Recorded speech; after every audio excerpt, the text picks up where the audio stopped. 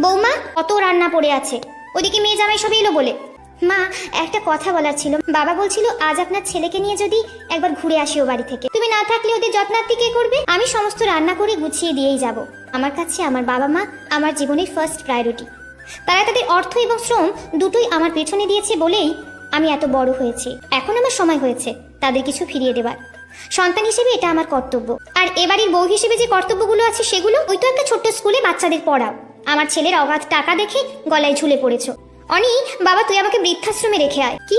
তুমি মাকে কি বলেছো রাত্রি? ক্ষমা চাও, এক্ষুনি আমার মায়ের কাছে ক্ষমা চাও। তোমার জন্য আজ আমার মায়ের চোখে জল এসেছে। আমি কোনো ভুল করিনি, তাই সরিও বলবো না। বাড়ি থেকে বেরিয়ে যাওয়ার কথা যখন উঠেছে তখন আমি বেরিয়ে যাচ্ছি। আপনি কেন যাবেন? এই বিনা মাইনের কাজের মেয়েকে যদি দরকার হয় ডেকে পাঠিও। আজ বরং আসি। বর্তমানে এমন অনেক রাত্রি আছে যারা শত যন্ত্রণা সহ্য করে শ্বশুরবাড়িতে থেকে যায়, কারণ তাদের কোনো যাওয়ার জায়গা নেই।